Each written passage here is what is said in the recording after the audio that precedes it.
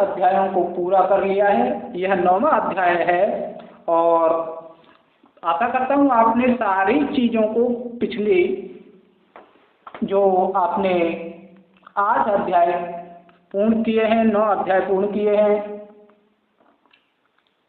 उसमें सारी जानकारी आप पूर्ण रूप से कंप्लीट करते चलेंगे। तो यह हमारा 9वां अध्याय है और इसमें भी आपको पूर्ण रूप से जिस तरीके से आपने 8वें अध्याय तक सारी चीज़ों को कंप्लीट करके ही आगे वीडियोज को देखा है, ठीक उसी तरीके से इस 9वें अध्याय को भी पूर्ण रूप से सभी विषयों को कंप्लीट करके ही आगे बढ़िएगा। तो आज हम इसी विषय पर बात करेंगे। तो सबसे पहले मैं आपको बता देता हूँ आपको सूर्य ग्रह के विषय में। तो सूर्य ग्रह से संबंधित अगर हम नेचर की बात करें तो सूर्य ग्रह से संबंधित जो नेचर होता है वह आत्मविश्वासी, नेतृत्व क्षमता वाला, राजसी स्वभाव और महत्वाकांक्षी, यह आपका सूर्य का नेचर होता है, जो कि आप बगल में साइड में जो है यहाँ पर मैं आपको चार्ट शेयर कर दे रहा हूँ, उसमें देखते चलिए। तो यहाँ पर जैसे कि नेचर की बात आती है तो नेचर का आपका जैसे सूर्य आपका जो है यहाँ पर लिखा हुआ है प्रथम भाव में। प्रथम भाव में जिस व्यक्ति का सूर्य लिखा होगा ऐसे व्यक्ति आत्मविश्वासी होंगे, नेतृत्व क्षमता वाले होंगे, राजसी स्वभाव के होंगे, साथ ही ऐसे व्यक्ति महत्वाकांक्षी होते हैं। वहीं सूर्य की बात करूं मैं तो सूर्य का रस जो है वह कटु रस होता है, कड़वा स्वाद होता है। सूर्य जिस व्यक्ति का दूसरे भाव में इस भाव में विराजमान होता है ऐसे व्यक्ति को कटु रस अर्थात कड़वा रस पसंद आता है। इसके बाद में हम बात करेंगे सब्जेक्ट की। तो सब्जेक्ट की यहाँ पर अगर हम बात करेंगे तो सब्जेक्ट जो होता है सूर्य से रिलेटेड वो होता है राजनीति, प्रशासन, नेतृत्व, ज्योतिष, चिकित्सा। तो ये सारी चीज़ों की तरफ जो है जहाँ तक का रुझान होता है, इन सारी चीज़ों को व्यक्ति जो है कहीं ना कहीं पढ़ने का प्रयास करता है, जो कि पंचम भाव से देखा जाता है। तो 5वें भाव में अगर आपका सूर्य है, क्योंकि पंचम भाव ही है जो आपको शिक्षा का भाव होता है, तो ऐसे व्यक्ति का रुझान जो है वह राजनीति, प्रशासन, नेतृत्व, ज्योतिष या चिकित्सा के तरफ रहता है। जिनका सूर्य लगन में होगा वो भी इसी आधार पर रहेगा। तो ये आपको दोनों तरह से आपको देखना है। वहीं हम बात करें सूर्य से संबंधित रोग की, तो रोग जो है हम 6ठे भाव से देखते हैं। तो 6ठे भाव से रोग देखने के कारण हमारा जो सूर्य है यहाँ पर मान के चलो आपका 6ठे भाव में विराजमान है। तो 6ठे भाव में अगर आपका सूर्य विराजमान है तो ऐसे व्यक्ति को आँखों से रिलेटेड या हृदय से रिलेटेड या अपना उच्च रक्तचाप या त्वचा संबंधी समस्याएं हो सकती हैं। जिनका सूर्य 6ठे भाव में विराजमान होता है ऐसे व्यक्ति इस रोग से पीड़ित देखे जाते हैं या कह सकते हैं कि संभावना बनती है। वहीं अंग की बात करें तो अंग जो है वह आपका हृदय, सिर, रीढ़ की हड्डी या दाहिनी आंख से रिलेटेड प्रॉब्लम देखने को मिल सकता है। हृदय से संबंधित अब प्रॉब्लम की बात करें तो प्रॉब्लम जो है हम अष्टम भाव से देखते हैं। अष्टम भाव में यानी कि आपका सूर्य लिखा हुआ है तो ऐसे व्यक्ति को हृदय, सिर या रीढ़ की हड्डी या दाहिनी आंख से रिलेटेड प्रॉब्लम होता है। वही बात कर लेते हैं जिन व्यक्तियों का सूर्य दसम भाव में विराजमान होगा तो ऐसे व्यक्ति का जो कार्य क्षेत्र है वह प्रशासन, शासन, उच्च पद, सरकारी सेवाएं आदि से जुड़ा होगा। वहीं सूर्य की अगर हम बात कर लें, सूर्य अगर आपका एकादश में भी होगा तो कहीं ना कहीं ये सारी चीज़ों से ही जातक व्यक्ति को लाभ होगा, जैसे प्रशासन से, शासन से या उच्च पद के द्वारा या सरकारी सेवाओं के माध्यम से ऐसे व्यक्ति को लाभ की प्राप्ति होती है, जिनका सूर्य एकादश भाव यानी कि 11वें भाव में विराजमान होता है। अब इसके बाद में हम जो है नेक्स्ट चलेंगे, बात करेंगे चंद्रमा की। तो यहाँ पर चंद्रमा की हम बात करेंगे, तो चंद्रमा का यहाँ पर चार्ट आपको शो हो जाएगा, तो वो आप देख ही रहे हैं।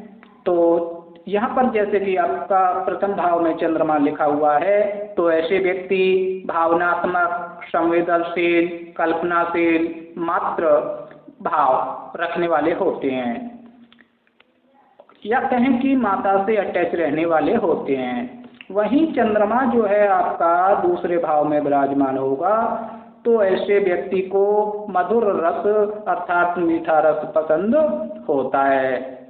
वहीं विषय की बात करें तो ऐसे व्यक्ति जिनका चंद्रमा लग्न में या पंचम भाव में विराजमान होता है, ऐसे व्यक्ति को कला, साहित्य या मनोविज्ञान या कृषि जैसे विषयों में रुचि होती है। इसी के साथ ही चंद्रमा की अगर हम बात करें तो चंद्रमा जो है एस्ट्रोलॉजी भी है, ज्योतिष भी है, वास्तु है, ये सारी चीज़ों में रुचि को दिखाता है।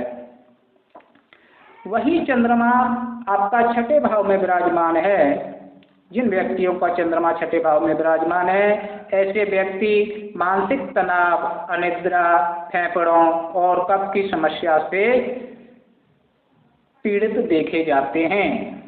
या कहें कि ऐसे व्यक्ति को मानसिक तनाव होगा, अनिद्रा से संबंधित रोग होगा, यानी कि नींद की कमी देखने को मिलता है फेफड़ों में, या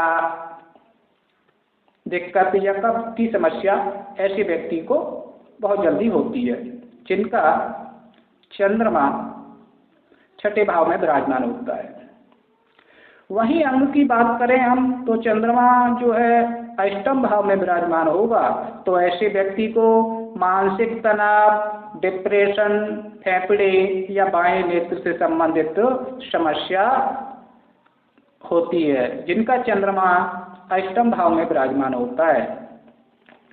वहीं कार्य क्षेत्र की बात कर लेते हैं। कार्य क्षेत्र के लिए हम दसम भाव को देखते हैं। दसम भाव में आपका चंद्रमा विराजमान है, तो ऐसे व्यक्ति को जल संबंधी कार्य, लेखन, नर्सिंग या मानसिक स्वास्थ्य सेवाओं से जुड़े हुए कार्य क्षेत्र का चुनाव करना चाहिए। या कह सकते हैं कि ऐसे व्यक्ति जिनका चंद्रमा दसम भाव में विराजमान है, ऐसे व्यक्ति का काम जल संबंधी होता है, या लेखन से जुड़ा हुआ होता है, या नर्सिंग से जुड़ा हुआ, या अपना जो मानसिक स्वास्थ्य सेवाएं हैं, जैसे मानसिक स्वास्थ्य सेवाओं के लिए जो व्यक्ति आजकल मोटिवेशन जैसे अपना वो देते हैं, लोगों को साहस देते हैं, तो वो सारी चीज़ें हैं। तो ऐसे ही यहाँ पर चंद्रमा होगा तो आपको जो है जल संबंधी कार्यों से या लेखन से या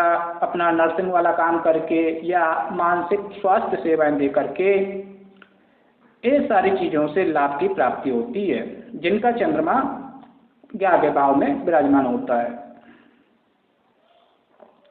इसके बाद में हम चंद्रमा के बाद में नेक्स्ट ग्रह की बात करेंगे, मंगल ग्रह की। मंगल ग्रह की बात कर लेते हैं। मंगल ग्रह जिन व्यक्तियों का मंगल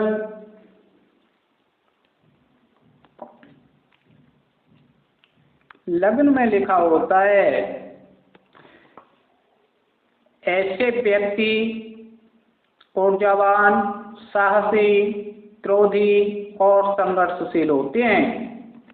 वहीं जिनका मंगल दूसरे भाव में विराजमान होगा, ऐसे व्यक्ति को कट्टू अर्थात तीखा रस पसंद होता है। वहीं विषय की बात कर लें तो पंचम भाव में मंगल विराजमान हो या लग्न में विराजमान हो, तो ऐसा व्यक्ति सेना, इंजीनियरिंग, पुलिस या खेल से संबंधित चीज़ों से जुड़ा हुआ होता है, या इनका जो है ये सारे विषयों की तरफ रुचि होता है। वहीं रोग की बात करें तो रोग जो है छठा भाव से देखा जाता है, तो छठे भाव में मंगल को यहाँ पर हम देखते हैं। जब मंगल आपका छठे भाव में इस भाव में दिखाई देगा तो आप जान सकते हैं कि ऐसे व्यक्ति को रक्तचाप संबंधी दिक्कत होगी, चोट के कारण उत्पन्न कोई ना कोई दिक्कत, परेशानी या सर्जरी या मांसपेशियों से रिलेटेड प्रॉब्लम होगा या रोग होगा, रोग से पीड़ित होगा व्यक्ति। वहीं अंग की बात करें तो अंग के लिए भी आपका रक्त, मांसपेशियां और अपना बोन मैरो जैसे अपना हड्डियों से रिलेटेड प्रॉब्लम वो देखने को मिलेगा, जो कि आपका मंगल अगर अष्टम में विराजमान है तो आप जो है छठे भाव से भी देख सकते हैं, क्योंकि छठा भाव में अगर मंगल है तो ये दोनों संभावनाएं बनती हैं, मंगल अष्टम में हो या छठे भाव में हो। इसके बाद में बात करेंगे कार्य क्षेत्र की। कार्य क्षेत्र अपना जो मंगल से जुड़ा हुआ होता है वह दसम भाव से देखा जाता है। तो दसम भाव में अगर मंगल विराजमान है तो ऐसा व्यक्ति खेल यानी कि खेल, अग्निशमन, निर्माण या सेना से जुड़ा हुआ या मैकेनिक गिरी वाला कार्य से जुड़ा हुआ होता है, या कहें कि ऐसे व्यक्ति का जो व्यवसाय है, काम है, वह मंगल से जुड़ा हुआ सेना, खेल, अग्निशमन आदि। इसी के साथ ही भूमि, भवन, वाहन निर्माण का काम जो है ये भी होता है। इसी के साथ ही मंगल अगर एकादश भाव में विराजमान होगा तो भी व्यक्ति को ये सारी चीजों से लाभ की प्राप्ति होती है। इसके बाद में हम जो है नेक्स्ट बात करेंगे, इसके बाद में हम आगे नेक्स्ट चलते हैं, बात कर लेते हैं बुध ग्रह की। तो उससे पूर्व हम यहाँ पर ये मिटा देते हैं। अब बात करेंगे बुध ग्रह की। बुध ग्रह अगर आपका लगन में विराजमान है तो ऐसा व्यक्ति बुद्धिमान, तर्कशील, चतुर, वाणी से कुशल होता है, यानी कि बहुत ही अच्छा वक्ता होता है, बातचीत करने में माहिर होता है। इसके बाद में बुध जिस व्यक्ति का दूसरे भाव में विराजमान होता है, ऐसे व्यक्ति को मधुर और कसाय दोनों प्रकार का रस अर्थात मीठा और कड़वा दोनों प्रकार का रस पसंद होता है, स्वाद पसंद होता है। वहीं लेखन, ऐसे व्यक्ति जो है लेखन, व्यापार, गणित, सूचना और प्रौद्योगिकी जो क्षेत्र होते हैं उनमें ऐसे व्यक्ति का कहीं ना कहीं रुचि देखने को मिलेगा, जिनका बुध लगन में विराजमान होता है। बुध पंचम में भी विराजमान होगा तो भी ऐसे व्यक्तियों का विषय या सब्जेक्ट में रुचि होता है। इसके बाद में रोग की बात करूंगा मैं, तो छठा भाव में आपका रोग देखते हैं। छठे भाव में अगर आपका बुध विराजमान है या आपका अष्टम भाव में बुध विराजमान है तो ऐसे व्यक्ति को त्वचा से संबंधित रोग, नसों की समस्या या नर्वस सिस्टम की प्रॉब्लम देखने को मिलता है। इसी के साथ ही जैसे कि हमने बात कही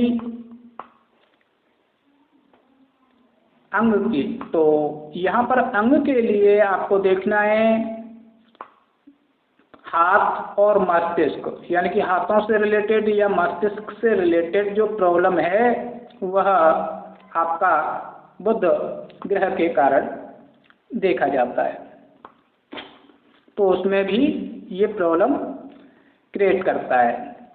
अब बात करेंगे कार्य क्षेत्र की। कार्य क्षेत्र क्या है बुध से जुड़े हुए, तो बुध जहाँ पर जैसे दसम भाव में किसी व्यक्ति का विराजमान है तो ऐसे व्यक्ति लेखन, व्यापार, किसी भी प्रकार का व्यापार हो या संचार या शिक्षण यानी कि अपना शिक्षा से जुड़ा हुआ काम ऐसे व्यक्ति का होता है।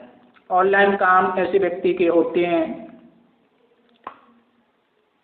और यहीं जैसे कि हमने बात कहा कि 11वां भाव लाभ का है, इनकम का है, तो ऐसे व्यक्ति जिनका बुध एकादश भाव में विराजमान होगा तो इसी कार्य क्षेत्र से, जैसे अपना लेखन हो गया, व्यापार हो गया, या संचार से रिलेटेड कोई काम, या शिक्षा से जुड़ा हुआ कोई काम होगा, या ऑनलाइन से जुड़ा हुआ कोई काम होगा, उससे ऐसे व्यक्ति को लाभ की प्राप्ति होती है।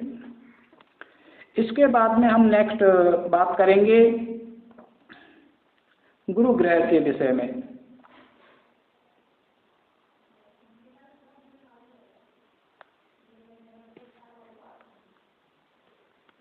तो गुरु ग्रह के विषय में हम यहाँ पर बात करेंगे। गुरु ग्रह, गुरु जब जिस व्यक्ति का लग्न में विराजमान होता है, ऐसे व्यक्ति का नेचर धार्मिक, नैतिकवादी, ज्ञानवान, दयालु होता है। ऐसे व्यक्ति धार्मिक होते हैं, नैतिकता वाले होते हैं, और ऐसे व्यक्ति को आप देखेंगे कि ज्ञानवान भी होते हैं, दयालु होते हैं।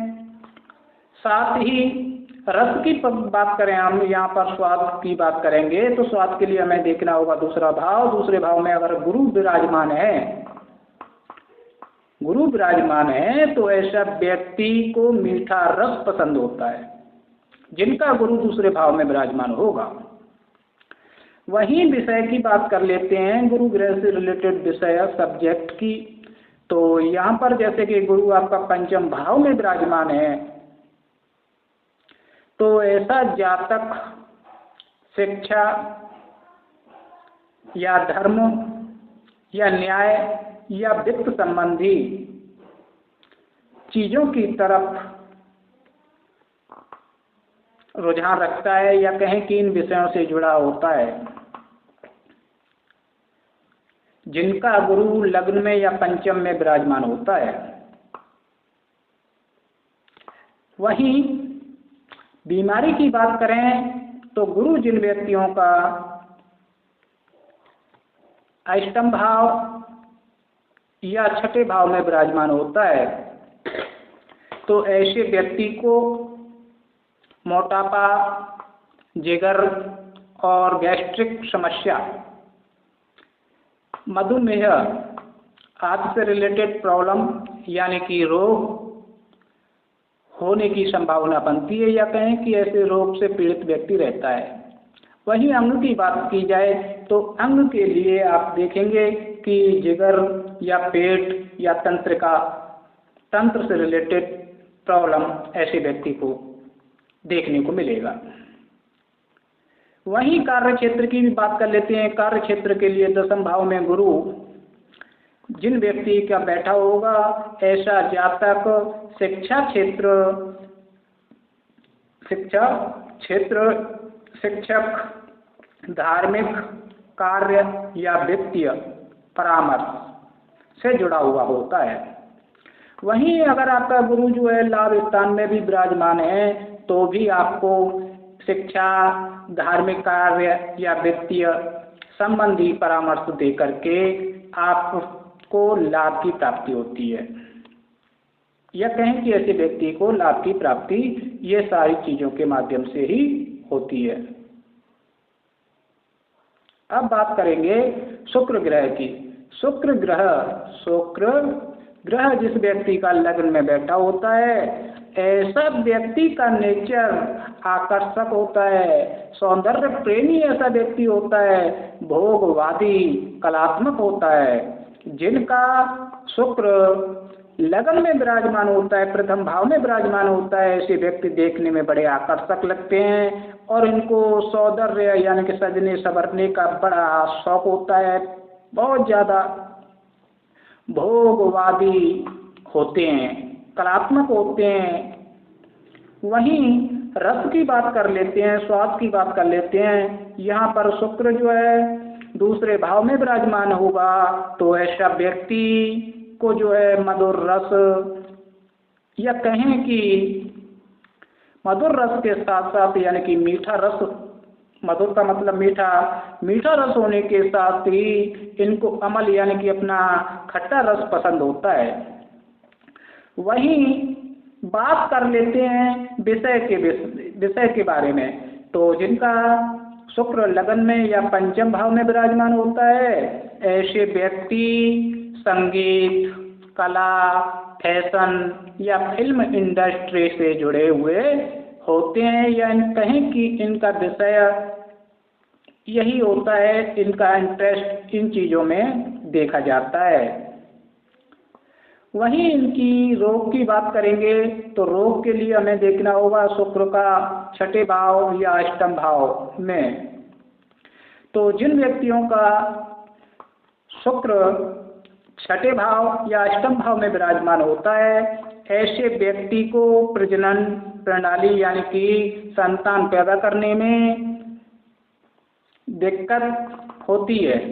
ऐसे व्यक्ति को त्वचा रोग, मधुमेह यानी कि मधुमेह संबंधी बीमारी होती है। वहीं इनकी बात की जाए तो इनकी किडनी या अपना जो प्रजनन अंग होता है, जो कि एक गुप्त अंग होता है, उसमें समस्या देखने को मिलता है। गले में इनको प्रॉब्लम देखने को मिलता है। इसके बाद में हम बात करेंगे कार्य क्षेत्र की। कार्य क्षेत्र के लिए हमें शुक्र को देखना होगा, शुक्र दशम भाव में विराजमान है या आपका एकादश भाव में विराजमान है। तो ऐसे व्यक्ति को कला क्षेत्र, फिल्म इंडस्ट्री, फैशन या सौंदर्य से संबंधित जितने भी साधन है, प्रसाद यानी कि प्रसाधन है, ये सारी चीज़ों से जुड़े हुए इन व्यक्तियों को कार्य करने से लाभ होता है, इनकम की प्राप्ति होती है। वहीं अब बात करेंगे हम शुक्र ग्रह के बाद शनि ग्रह के विषय में। तो शनि ग्रह का यहाँ पर हम बात कर लेते हैं। शनि ग्रह जिन व्यक्ति का लग्न में अर्थात प्रथम भाव में विराजमान होता है, ऐसे व्यक्ति गंभीर, मेहनती, अनुशासन प्रिय और न्याय प्रिय होते हैं। जिनका शनि प्रथम भाव यानी कि लग्न में विराजमान होता है। वहीं जिन व्यक्तियों का शनि दूसरे भाव में विराजमान होगा, ऐसे व्यक्ति को कसैला रस पसंद होने के साथ ही तीखा रस पसंद आता है, यानी कि खाना पीना जो होता है इनको कड़वा और तीखा दोनों ही प्रकार का पसंद होता है। इसके बाद में हम बात कर लेते हैं विषय की। तो विषय के लिए हमें पंचम भाव और लग्न दोनों को ही देखना है कि या तो आपका लग्न में या पंचम भाव में शनि विराजमान है, तो ऐसे व्यक्ति का जो रुझान होता है वह मजदूरी, कृषि, न्याय और मशीनरी से संबंधित होता है, या कहें कि इन सारी चीज़ों की तरफ ऐसे व्यक्ति का रुझान होता है। ये इन सारी चीज़ों को ज़्यादा महत्व देते हैं, इनको रुचि ये सारी चीज़ों में होती है और इन्हीं का यह पढ़ाई कर रहे होते हैं। वहीं बात कर लेते हैं रोग की। जिन व्यक्तियों का शनि छठे भाव या अष्टम भाव में बैठा हुआ है, तो ऐसे व्यक्ति को जो रोग होता है वह हड्डी से रिलेटेड रोग होता है। गठिया या जोड़ों में दर्द की प्रॉब्लम देता है।